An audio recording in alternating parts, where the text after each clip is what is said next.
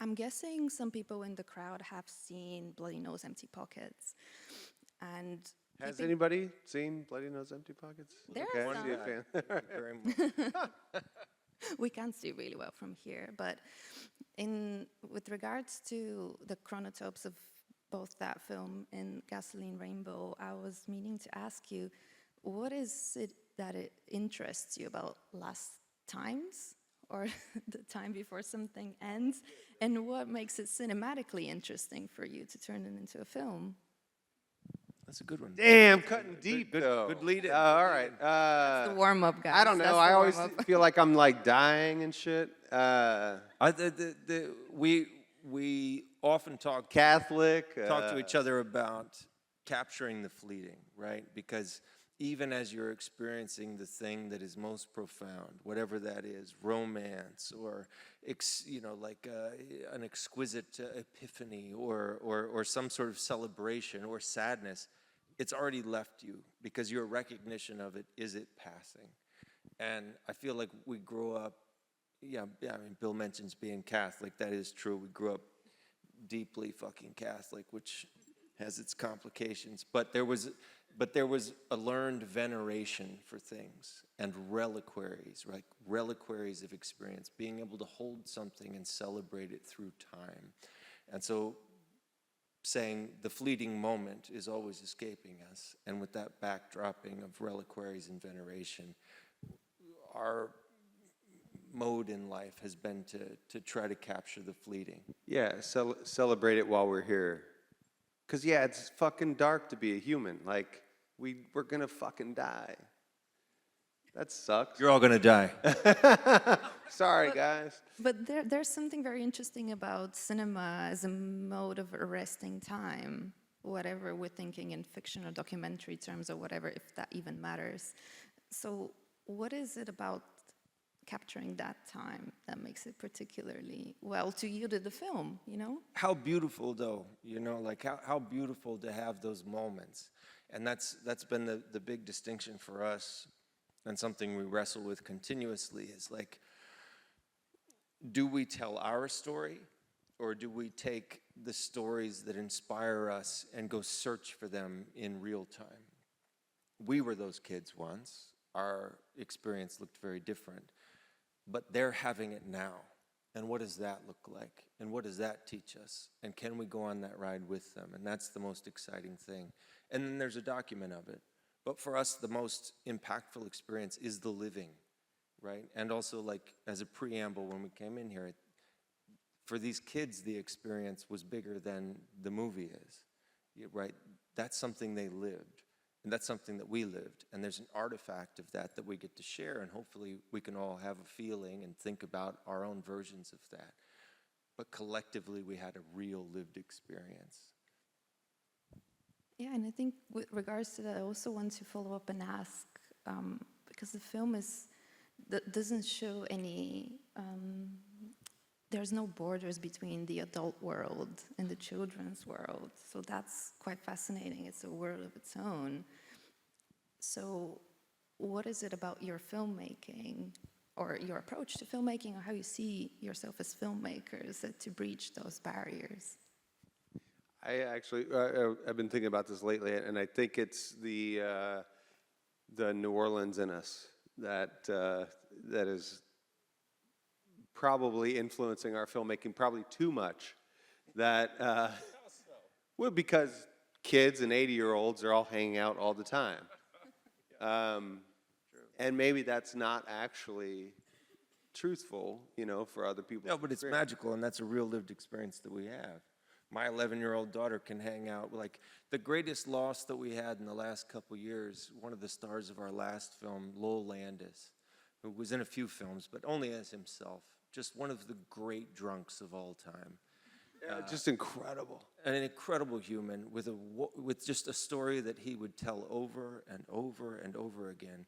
But my daughter and I would go and spend time with him. He lived in what we called Our Ladies of the Empty Bottle. It was like this Catholic charity for old wipeout drunks, and it was like a dorm room for old folks. Yeah, so it was like, essentially it was a college dormitory, but it had the best view of New Orleans. The best view. You couldn't pay money for that. Yeah, like you had to be, like, rich people would be envious of the view. But I that would Lowell go there had. with my daughter, and she always knew, because I always got the floor wrong, but she always knew the floor because she said, this floor doesn't smell like Lowell. It had to smell like weed and cigarettes. And then we would go down the hall. Cheap vodka. And my child and this very old man would just exchange stories and loved each other. And I love that kind of communion, you know, that like that exchange. That's somebody that we would discard, but why? You know, like Yeah, I mean, so like I feel like our films are hopeful, but probably too hopeful. Like I don't know that our films are like. it's magical realism. I mean, Yeah, there's no I violence don't or feel- sex, you know, but it is also the experience that we had when we had communion with these people and decided to create something. This was the energy that prevailed, and that's what we shared. Yeah, I think the thing that came to mind was utopian, but in the best possible way, like something to aspire to. But before we dive into questions of process, I want to ask you, in relation to your filmography, because you've made films set in cities, but your previous film, Bloody Nose, Empty Pockets, was like smaller scale in this dive bar set, where this is much more expansive. Obviously, it's a road movie, it involves many locations, but it still feels like you encapsulate a world. So there's always this capsule of a world, no matter how big or small the outer world is, in big quotation marks. So how do you go about, like, creatively just ensuring that space? It probably is a natural process or very intuitive for you by now, but like, where do you start? Yeah, what does community look like with propulsion? Like, what does community look like without parameters, without borders? You know, like you said, the last film, Bloody Nose, Empty Pockets, was 4 walls, one night. That was our limited palette.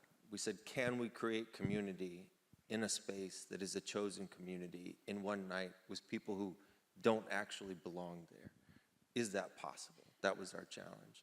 In this one, it was time and space. Can you create the idea of community while something moves through space and time? And the answer was, you have to find the people, you know, just like the Wizard of Oz, you have to find the people that have something to give to you. So every time they encounter someone, they have a lesson, but not the answer. Well, Clayton does it best with Tom Bombadil. It's like the floating house, the satanic vegan. Satan vegan. Yeah. Tom Bombadil, man. You know, it's like in the middle of the night, and so we've talked with them for months leading up to this. We've arrived at this moment, and then in the middle of the night, when the kids have gone to bed, Clayton, as a real human being, sees himself as a character and comes up to me and says, "Turner, I think I figured it out." This is true, by the way. I'm like Tom Bombadil, man. It's like, it's a shame he got cut out of the movies because he's so imperative to that story, man. It's like, he gives them the message, but he can't take them there. They got to take the message on their own, man. So I feel like I should make them breakfast. It's a really good impression. Yes, Clayton. The answer is yes, Clayton. That is absolutely exactly what you should do. Play the Shire. And so that's his moment, right? It's like we created the container for Clayton because Clayton exists as a human being with that capacity. But that's his authorship. And that's him finding it in real time. And that's his gift to us and to everybody else. All of this was on paper, except everything that's good about it. The structure was on paper, the shooting schedule, the production schedule, the environments, the motivations, why we were there, the images we wanted. We know what we're doing and what we're after. But the thing that colors that in, it's an empty coloring book, right? It's like all of these people are these vibrant fucking colors that make what we do what we do.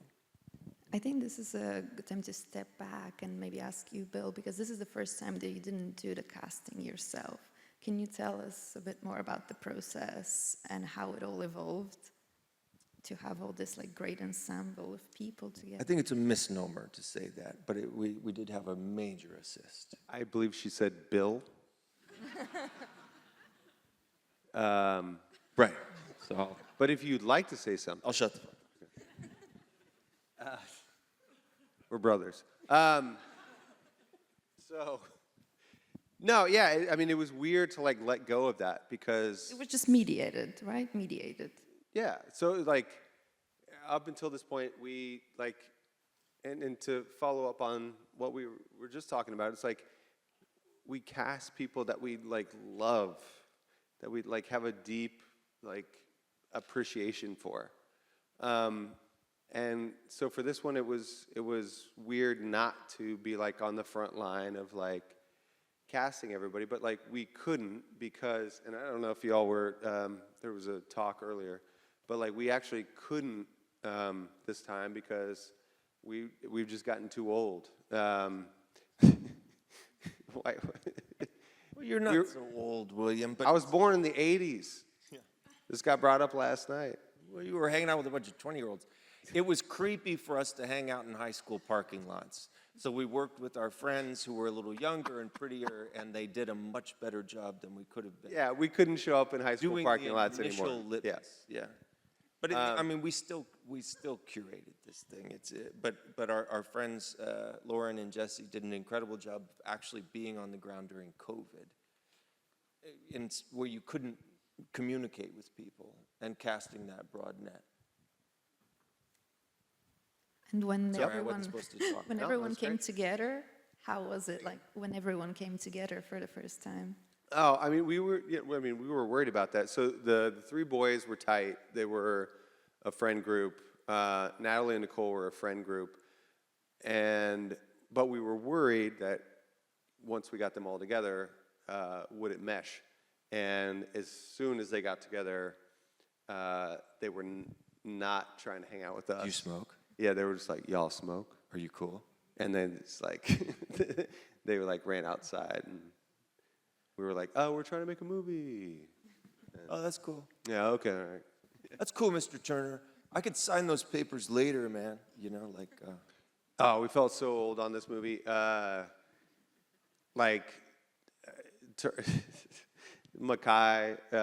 was, he was like, Mr. Turner, it seems like you have some like old man strength. Well, he challenged me to a chin-up contest, Right. which I beat him at. So go fuck him. And then it was like, you know, Mr. Turner, you got like, you know, that old man strength. You know, it's like, you don't look tough, but like, you know, it's like when your uncle like is, you know, maybe not like that tough looking, but he'll whip your ass, man. You know, Yeah. because it's like, it's old strength. You know, it's like, Mr. Turner, you got like that old man strength. So they had a push-up contest. This sounds so... Thank you, Mackay. Yeah, Thank you this very sounds much. so We don't need to do bro-y. Yeah. But they had a push-up contest, and Well, he's the alpha male. Turner won. Yeah.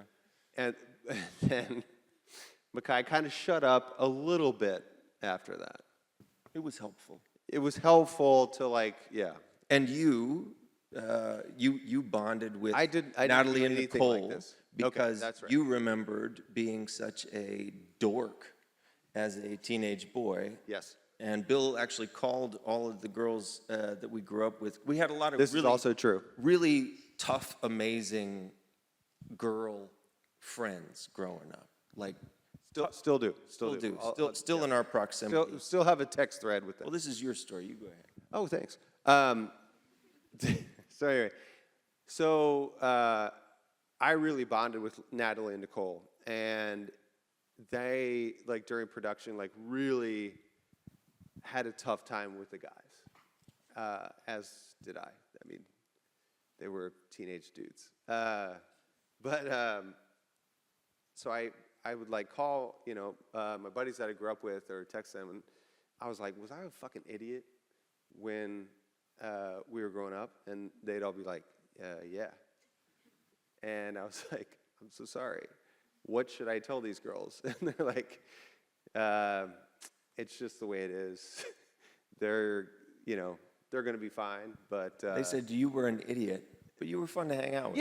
yeah, they were like, you were cool, but like you were an idiot. So just tell them that it's going to be fine. But There was a lot of going back over time and sort of re-experiencing that. So you start with something like a visual script with ideas and things that you discuss with the cast before shooting, and then you had a discussion with the cast after you wrapped up shooting, and you recorded these bits, right? And some of that made it into the final cut with the voice as a voiceover, right? So there was a constellation of voices at different stages of time coming together. And I'm also curious about that, the shooting process on one hand and the editing process on another hand, because you didn't have headphones on you, so you weren't listening to everything that was being said on set? We usually choose not to. Yeah? Because the story should be able to be told as a silent film. And if you're watching, the energy is visual. You can watch it move through a room. Follow the energy. That's the impulse. We try to capture that as imagery, which also means it ends up very rough. You know, it's a hand-hewn thing that we do. And there are surprises later. But we're not writers. You know, we're not following the dialogue. That's not the imperative thing. The imperative thing is to follow the energy in the room and see where it's going, to make sure that we see it as it is being experienced. But like the moment with Natalie in the bar, when she finds the older woman who sits down with her and she divulges that her father has been deported, we built that world around that moment, but had no idea what was being said because we needed to be separate from it. It was their moment, and we created the conditions that were hopeful for that. It's more like a hypothesis, and captured it as best we could, and later did a major emotional come down from it because Natalie had never expressed those things before, but we created the conditions in which she could hopefully let go of those things or share them with somebody who understood that, which was our friend Ange, who had just lost her father, who's a few steps ahead in the game of life and could receive and comfort that information. And so there's like a real genuine human resonance happening there that isn't dictated by us as filmmakers. It's allowing an opportunity and hoping that our complicity, you know, sort of creates an alchemy of both things. So you end up with a lot of footage and a lot of audio, and then what's the editing look like on Gasoline Rainbow? What was that like? Well, Turner got divorced, and a hurricane hit New Orleans, and So far, so good, Bill. Thank you. what else happened? We had a really amazing creative experience editing the film. But all those things did happen. all those things did happen. No, we had an This incredible. was the most difficult thing that we've ever done. It changed the course of our lives, and it ended up being a very hopeful thing. Yeah. It's such a, you know, like these are chapters of our lives. This is our life, right? We spent the last 3.5 years with this film, living with this film. And it was a very difficult time in our lives, and it ended up as a very hopeful film that we love to swim in. It's a beautiful thing. To the point of editing, though, William, would you speak to that? Of course. We did a thing, and only, I'm going to do a plug. MUBI paid enough money that we were able to edit for quite some time. And so I did the normal thing that I usually do. I've cut our films. I did the assembly cut, and because we had time, Turner did a visual only cut, and our assistant editor did a audio only cut. So it was like a book on tape kind of. We each we each digested all of the material by ourselves and plugged in for 3 months and made our own version of it, but stripping it down to the layers, right? So you could never rely on the whole thing. It was just, what are the component parts? What is each doing? And if it's doing this well, then why do we need the other ones? And what can they be doing? Sort of an exercise. 3 months later, we all showed up and showed these to each other. Yeah, and it was awesome. Like, I always wished for this, like, that I would have, like, companions, along the edit. Usually you're alone and by yourself and, wanting to die. But having people that, like, know every piece of audio or video, we had a whole room of that. And so after 3 months, we watched what I did, and then we watched. We actually watched yours last, and you felt so vulnerable because Really? Yes, because you felt like it was so basic, because it was just the assembly of things. Well, that's the point of an And it was assembly the whole cut. point of the exercise. We listened to Tom's. We tied handkerchiefs around our faces and sat there like this in silence for 3 hours and just listened to the movie. And that's our job. That's our job to Yeah. do that. Thank you. Yeah. Yeah, and then I made a 4.5-hour version that also had dancing skeletons and The best version. yeah, The best version. I wish we could have shown that. and too. John Wayne Turner and Native American drum circles and Lewis and Clark and all that shit is It in was there. really good. But none of it's in there. It was all. No, but it is in there. It is in there. Anyway, that's how you edit, I guess. One quick I'm so sorry. We're just. one quick one before I open up to the audience, because we start the trip from west to east, right? There's a trajectory. It's a road movie with different stops along the way. So I was trying to imagine it as a map. Was it ever any point in the process where you had that visual reference with a map, or like absolutely, this yeah. happened, that happens, and in any, I don't know, analog It's way? far more constructed than you would think, yeah. It's Bill and I ran this route several times before we ever introduced anybody else to it. We knew all the points, all the people, all the places. We had spent time in Oregon and enjoyed that as a backdrop together. That was also a place that I had hitchhiked through, that I had hopped trains through. Like I had been these kids in that space, and was really like, there needs to be some deep resonance for us to do something anywhere, but that one was very special for me. Also, it's very specifically regional. There's a lot of American history there. The Lewis and Clark expedition, Manifest Destiny, the Oregon Trail, there's so much that goes into that part of the world.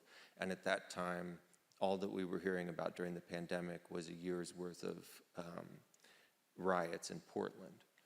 And it's so much more diverse than that, culturally,